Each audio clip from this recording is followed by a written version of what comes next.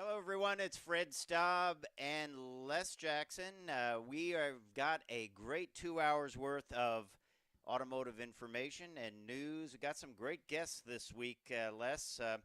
First up in hour one, it is Michael Thomson, who is the Lincoln Interior Design Chief.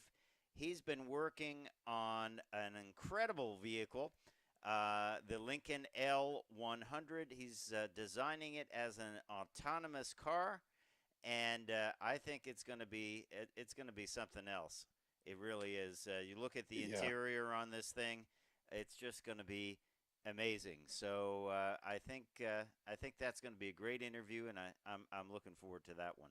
How about you? that that picture you're showing, and I hope people are viewing it on the internet, um, is very, very similar to the the future prototype they brought to DC about 15 years ago to demonstrate the platform electric powered vehicle that you could put any body on. Yes.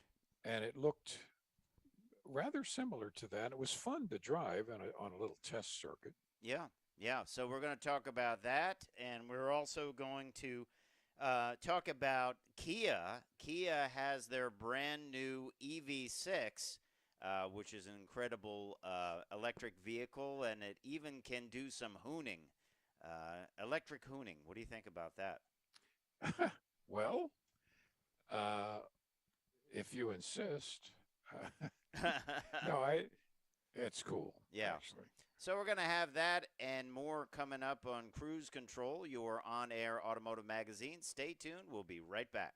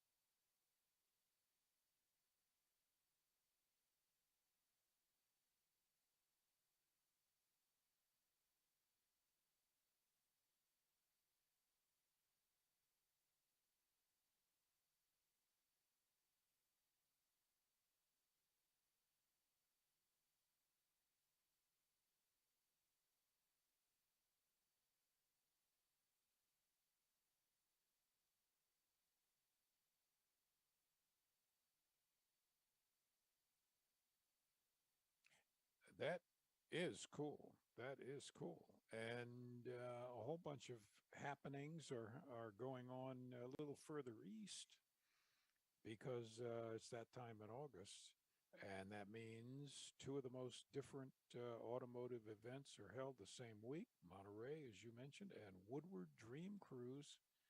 And we got to do that.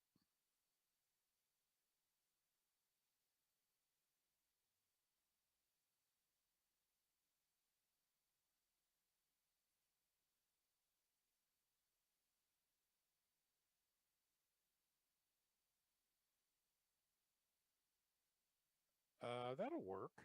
That'll work. And hey, why does Porsche have so many unfinished vehicles on its hands? And it's not because they ran out of silver paint.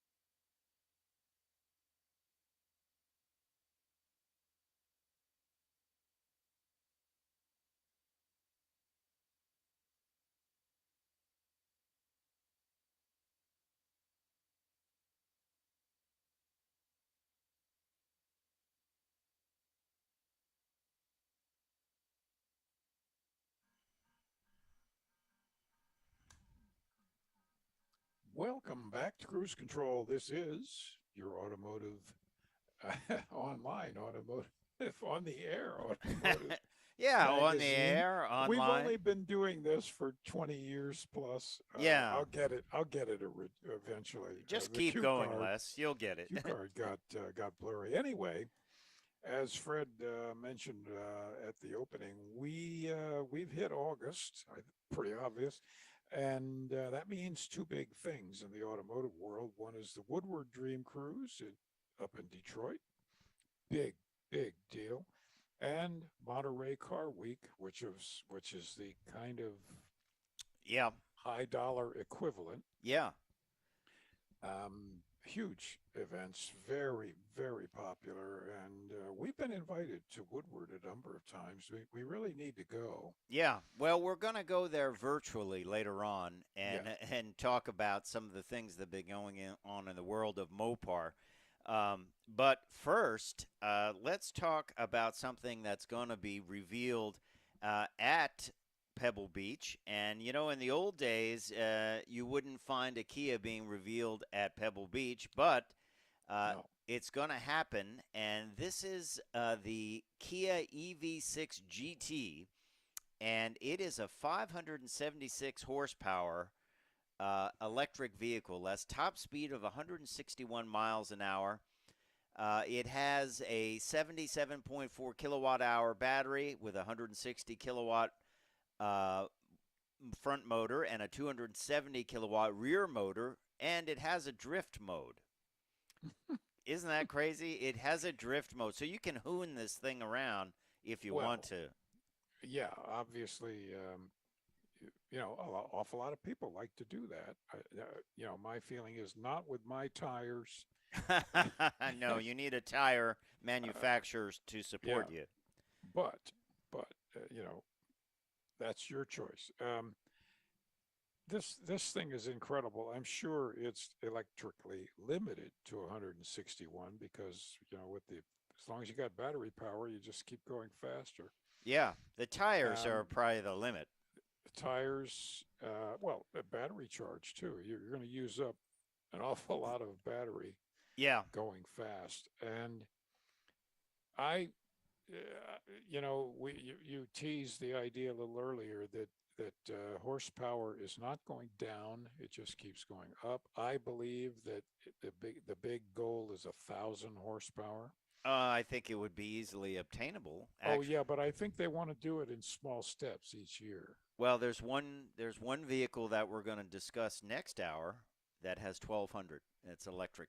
I think you might see it go to 2,000, 3,000 horsepower. Yeah, but eventually it's not drivable. It's not Well, controllable. Well, I think the thing will be that these cars will accelerate so hard that people won't be able to physically handle it, Yeah, you'll get tunnel vision, Yeah. black out. Yeah, or they'll just be surprised. They'll hit the throttle at the stoplight and they'll just keep going. But Well, it would cause a lot of crashes. now we don't know what this is going to cost. We only know some of the uh, information about it. It has a world first 800-volt multi charging architecture, which enables ultra fast DC charging from 10 to 80% state of charge in under 18 minutes. We know about that horsepower. We know it has 546 pound-feet of torque, 0 to 60 in 3.4 seconds. As we said, top speed of 161, probably limited by the Goodyear Eagle F1 tires fitted on 21-inch wheels. Um, so this thing is going to be incredible. It really is. And, in some of the promo material, they show it doing a big burnout. Um, I think that's got a lot of people thinking about, electric cars and what they can do. We saw this week that they revealed the Challenger concept over at the Mopar Speed Week Yep. event, and we don't. I don't think we know the horsepower on that, but let's just say it's a lot, right? It's adequate. It would be more than adequate. So Um, we're going to yeah, talk about that later too, because there's a lot going on there. Yeah, and actually, in these electric cars, it can do 0 to 60 in 3 seconds or less. That means you really could uh, sticky tape a dollar bill on the dash in front of your passenger and then hit the accelerator, and they won't be able to reach up and pick it up. The G forces will push You them just back. Yeah. can't do it. Yeah. All right. Well, when we come back, plenty more cruise control. We're going to talk about Porsche not being able to complete some of their vehicles and why that is. We'll also look at some pricing on some other new vehicles. And stay tuned because we have that great interview coming up with Lincoln's head of That's design right. talking about the L100 and what it's like to design an interior for an autonomous EV. Stay tuned.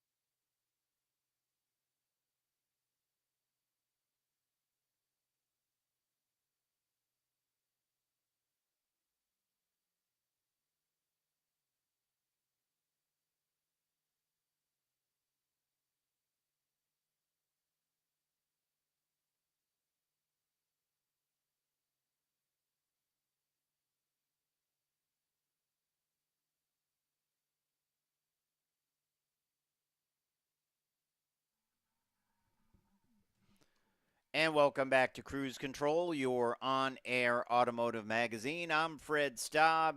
He is Les Jackson. We're talking about Porsches leaving the factory Hmm. unfinished.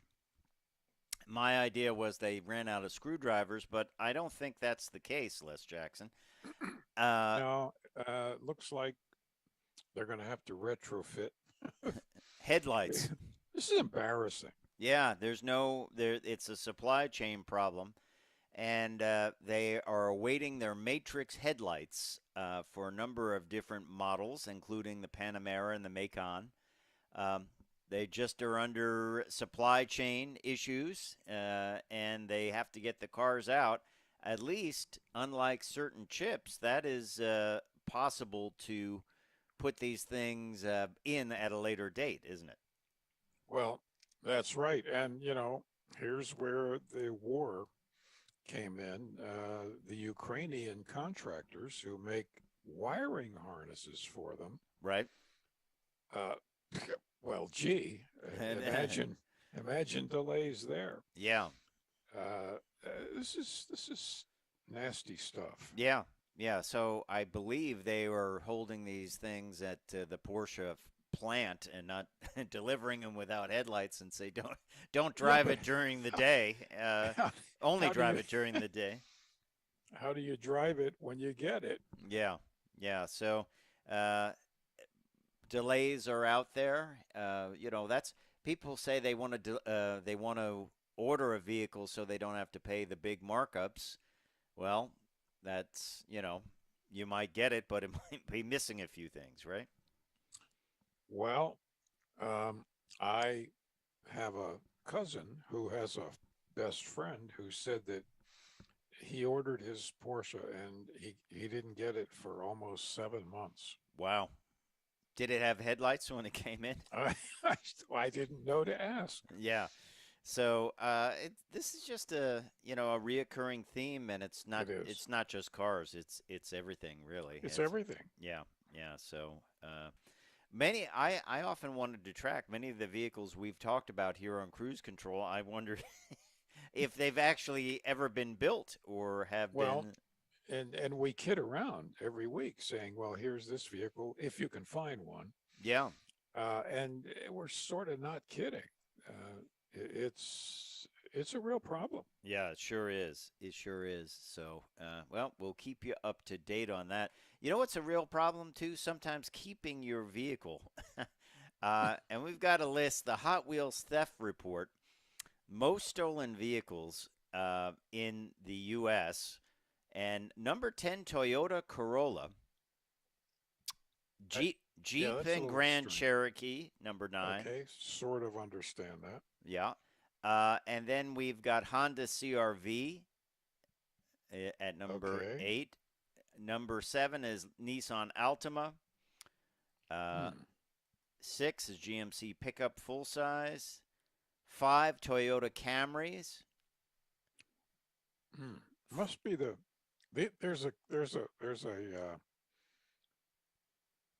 there's a pattern here. Yeah, okay. And then I, Honda Accords number 4 comes in at mhm. 30,274. It's a lot. Honda Civic 31,673. Ford pickups 47,999, and Chevrolet pickups at a very close 48,206. I have some theories on this. Pickups, maybe they're being used at a work site or whatever. People leave the keys Hmm. in them. Um, maybe they're more prone to have the keys left in them. What do you think? I don't know. I think maybe that's true. Plus, they all look alike, in a way. Yeah, you mean someone Uh, just drives it by mistake? no, I think people take it because they know they could drive in plain sight and not get caught. Yeah. Also, they Um, probably want the parts that are painted the correct color. which brings up the cars, the Civic Accord, Camry, Altima. I think they're stealing these for the parts market. Okay. Okay. I think it could be true. And of course, then there's that strange story of a social media platform, which I won't mention, that shows people ripping off Kias, inexpensive Kias, Yeah, which is, you know, not a great thing. It's kind of a stupid thing to do. But of course, this is from 2021, and that sort of happened this year. So we'll see more about that. I'd love to have the data on per state. Yeah, per state. Yeah, If there's a geographic component. yeah, yeah. Hey, coming up, we are going to talk about an incredible vehicle, and it's incredible the way it opens up. It's the L100 from Lincoln, and it's got and the design of the interior is really talk about clean sheet. This is Boy, an autonomous self-driving car, electric car, and the interior designer who we're going to talk to after the break. His name is Michael Thomson. He's the Lincoln Interior Design Chief. And Lincoln's always been known for great interiors, and they have some incredible vehicles out there now that have super interiors. But this one, uh, they really started with a fresh approach, and we want to know what is it like to design an interior for an autonomous car. It's really a clean sheet. You're not saying, well, I got to put the steering wheel up front, and then I've got to, have the passenger sitting here, and the seats will always be facing forward. So this is exciting stuff, folks, and. What I love about it, and we're going to ask Michael about it when he comes on after the break, is the carpet. Where you would find carpet is actually some kind of liquid crystal display, which is really unique because normally carpet just lays there and you don't think about it. It's just there, but here it's an actual moving um, part of the vehicle. And then you also have to deal with the fact that the front seats, they're not going to be used all the time for a driver to sit in there. So this will be an interesting piece. It's going to be coming up after the break. Once again, it's going to be Michael Thomson, Lincoln Interior Design Chief. And it really has to be an exciting time for him and his team because this is just it's like in designing a living room basically. you, Yeah, um, and this is going to become much more prevalent as autonomous cars make their way into the world. But Lincoln has some incredible interiors right now. they do. I always thought interior was perhaps the most important area of any vehicle because it's the one you see the most. I think so. That's what I choose a vehicle for. I And mean, yeah, when I make a choice. and there was that period of time where some manufacturers sort of use the interior as the cost-cutting approach, and Yep. I remember that in the '80s, and I was like, "Wow, you really? This is it?"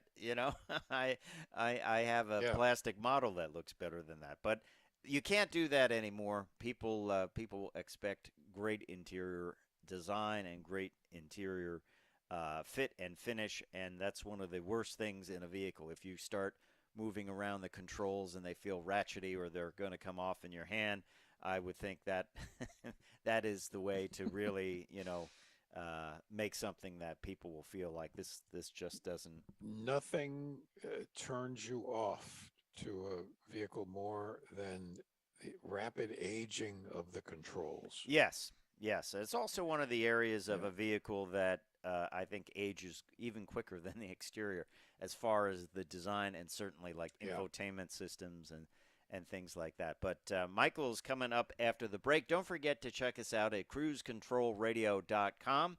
I'm Fred Staub. He is Les Jackson. And this is one busy week in the world of the automobile, let's just say. And it's always one of Mhm. my favorite weeks because it is a true contrast. You have the Woodward Dream Cruise, um, and then you have, of course, Pebble Beach, where we're going to next for some of the higher end cars. So we will be right back and talk about this incredible Lincoln L100 with the interior designer, Michael Thomson. Stay tuned.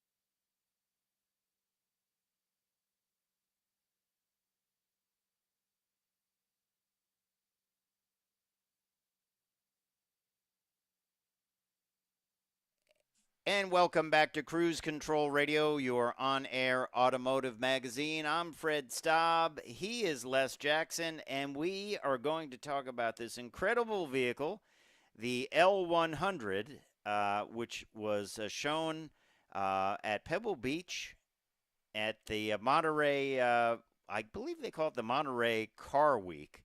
But we can ask our next That's right. guest, who is Michael Thomson, who is the Lincoln Interior Design Chief. Michael, it's great to have you with us, and tell us a little bit about this L100. It actually is a historic name when it comes to Lincoln, Yes. right? Yes, it is. And thank you for having me, by the way, and allowing me the chance to explain the Model L100. So you're absolutely right. In 1922, Lincoln had the Model L, and of course, it was the first step towards a luxury Lincoln. 100 years later, the Model L100. So we're trying to celebrate a similar thing here, right? So it's a vehicle that is state-of-the-art technology, and it's really an experience-based type of car. We did launch it the day before yesterday. We were in the Monterey Car Week from the Concours Village. We went to the Quill yesterday, and it's going to the concept lawn right now. Whereas tomorrow it will be actually parked right next to the original 1922 Model L. So it's going to be great to see 100 years of cars next to each other. Um, I hope it's we're celebrating our anniversary this year with this vehicle. Yeah, this is incredible, and I mean, of course, interior design. You probably heard us introing this segment, Michael, but we think Les and I Yeah. think interiors are one of the most important parts of the Yep. vehicles because Yes. that's your interface, that's your user interface, right? And you had to That's right. design. You kind of threw out. You started with a clean sheet here because you had to design a vehicle that is autonomous, which means the Yes. steering wheel might not always be there, and the front seat might not always be there, and you kind of had to turn it in many ways into sort of a lounge or living room, didn't you? Exactly. So this is what, and I love, by the way, saying that the interiors are important. I'm going to tell that to my exterior coworkers as well. Um, no, what we try to do for the interior is say, okay, so what is a sanctuary space, right? And what could it really be, especially now that we have this Model L100 as a possibility to show our vision. So we started off with what we call the king queen seat, which is the big seat in the back. Because a Lincoln is also about being driven as much as it is about driving. And then we said, okay, so the footrest came in to really get that laid back feel, but there's multiple people in the car. So we actually made sure that there is a flexible seating, as we call it. So from underneath the IP, there is a portion that comes up, which creates a backrest. Then it rotates open, so you create even more of a traditional driving position. So it's actually, you see here the social seating. There's the driving position, and there is the solo seating, if you like. Um, and we said, okay, well, the flexibility is something that we want to show off that Lincolns have. Another thing is that we wanted to use the technology in a whole different way. When we created this interior, we said, okay, does there really need to be a big screen in front of you with Netflix when you have such a beautiful car? So we took the technology and actually placed it on the floor, because we found out there you can really change the mood of the vehicle, right? So you see a digital floor, and much like the seating, it allows you to change for occasions, right? Lincoln is a brand about occasion. So whether it's a red carpet event, or whether it's a wedding, or just a sanctuary moment, the floor changes from the water underneath you to personalized pictures to my personal favorite one, which is the clouds, right? Hmm. So you can adjust it and personalize it. So this interior is very flexible. Now, as far as being saying, okay, it's autonomous, but you can still drive it. In these images here, you see what we call the chess piece, because we said let's really look at what a steering wheel is, and change that metaphor, right? So it's a device to control the car, but we didn't want to do a traditional steering wheel, also because of the flexible seating that became harder. so we test our designers to think about it, and one of our designers near Seals was watching his little son play with cars, and he said, "That's it. You know, that's it. The moment you have that little car, you start driving it. It's the first interaction almost that most people have with a car is through toys." Sure. So we said, okay, let's keep that human touch for that, but make it actually possible. So with our technology and with the digital touchscreen and the connection, we are actually able of doing that. And that way we can place the car strategically so the autonomous mode knows where to go, or you can actually hook it in the front where it becomes almost like a joystick, and you can still take control over the car. So I think that's so something that makes its interior so unique, that it's not only flexible, but it's almost human. And just to touch on that, the moment you enter the vehicle, the doors open up in a certain way. And the way the doors open up is it's like a human embrace, right? When you haven't seen somebody in a while, you open your arms and you're happy to see them. And every time you approach this car, it does that for you, right? So there really is this um, this human warmth to this vehicle that is inviting and allows you to come in.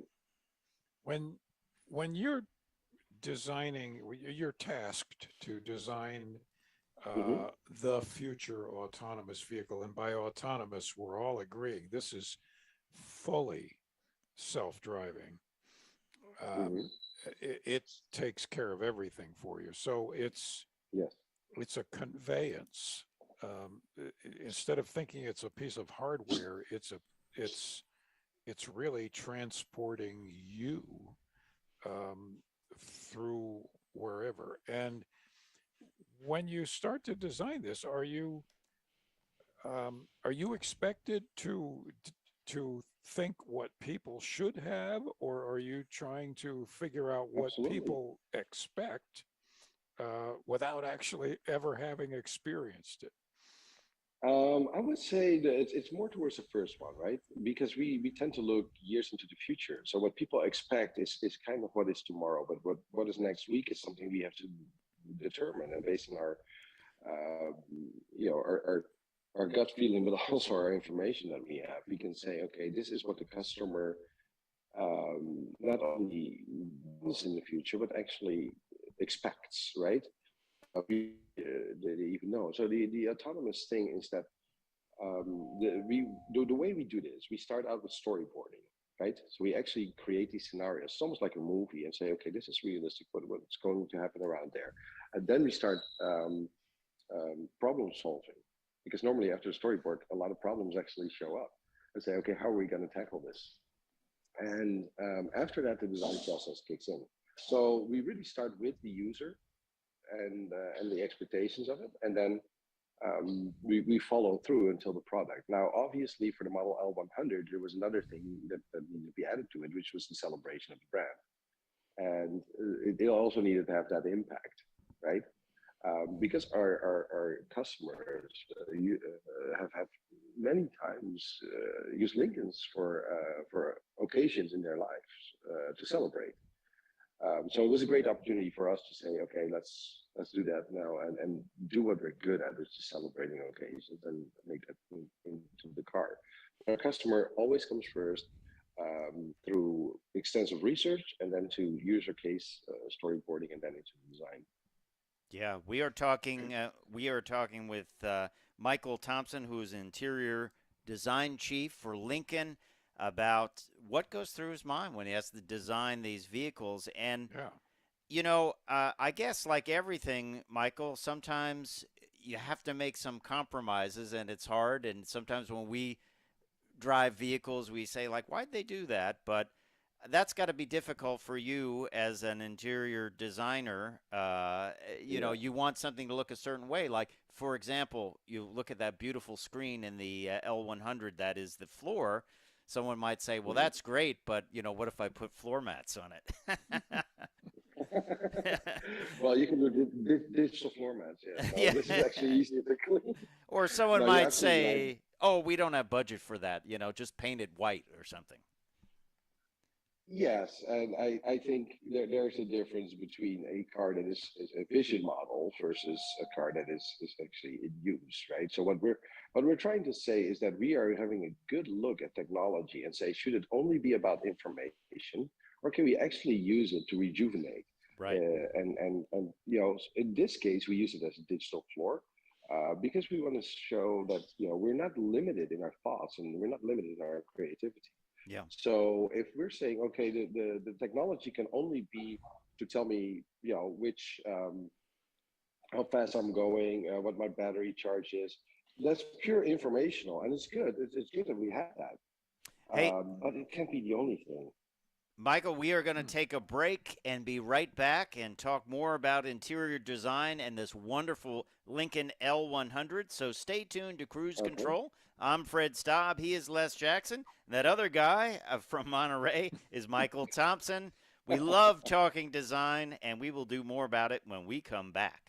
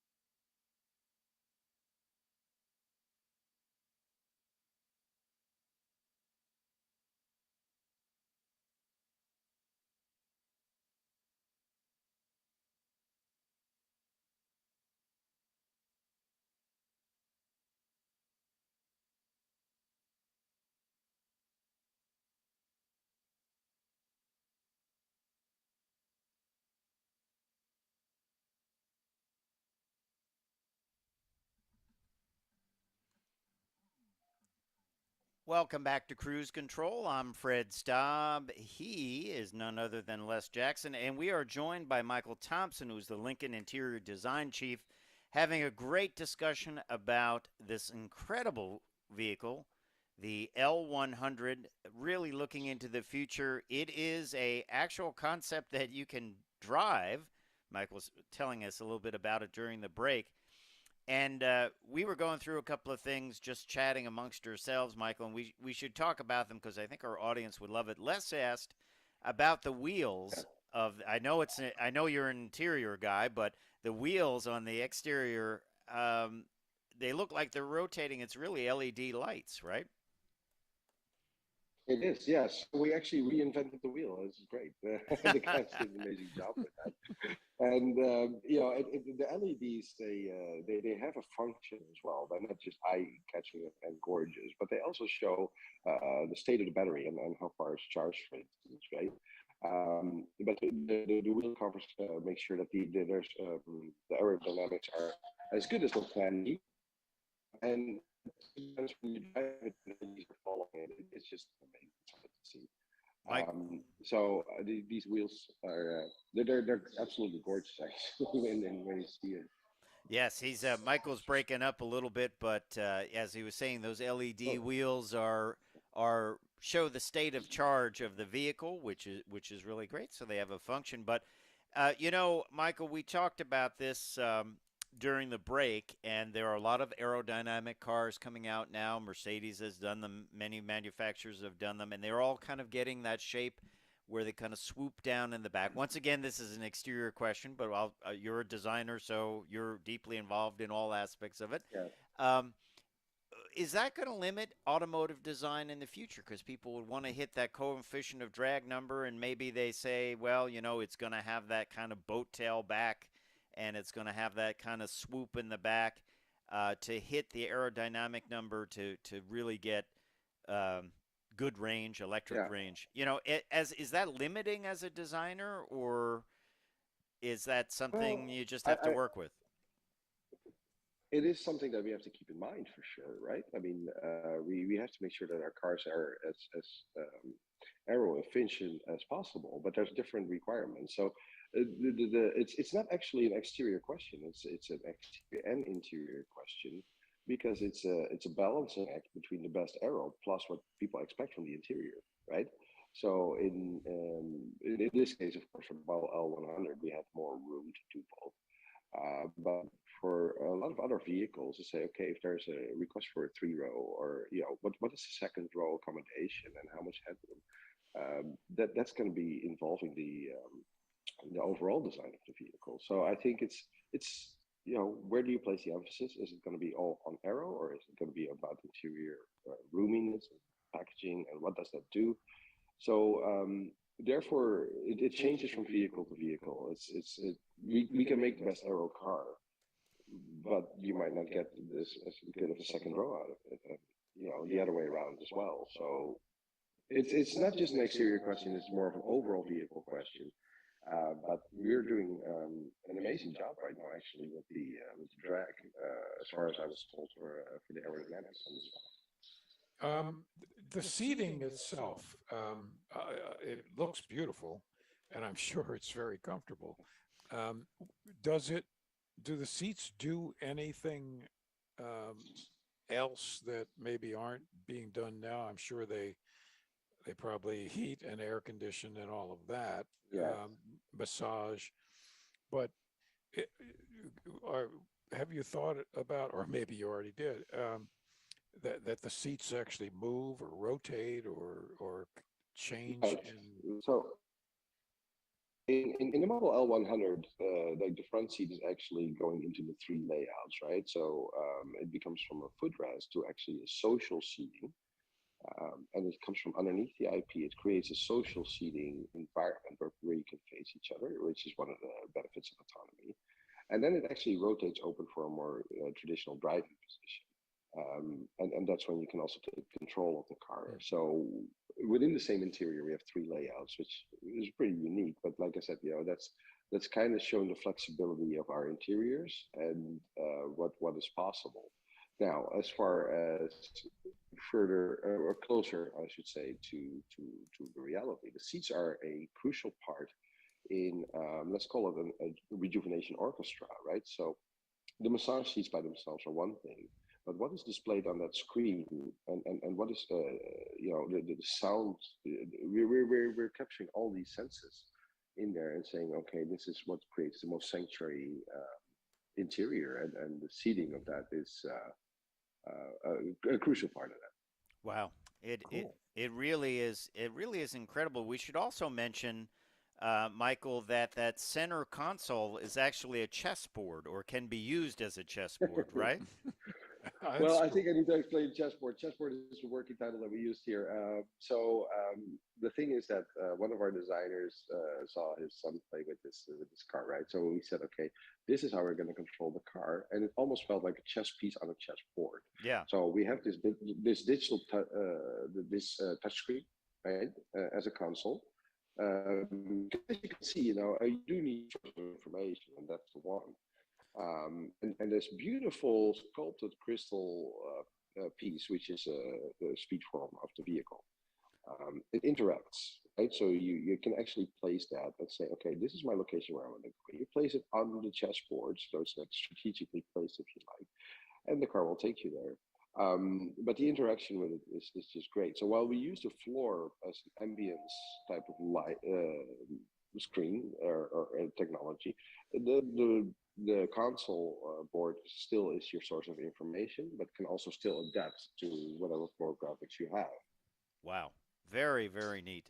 Very. It's just really, it just makes you want to get in it and try it out. And the other thing too, Michael, you know, I've read a lot on furniture and people potentially living in smaller spaces in the future, Ah, and what you've done with the folding seats and how they kind of reconfigure and become kind of multiple pieces of furniture is certainly something I think we're going to see even in home design, for smaller apartments in the future. So, you know, you're not having endless pieces of furniture, you have configurations of furniture, and yes. uh, you know, really using a small space, um, efficiently. So that's great. That is really, it's not only wonderful artistic design, it's also great engineering too, to make that all work and look great. And Yes. um, yeah, we really appreciate it. How did you choose interior over exterior, or did that just happen for you when it comes to design?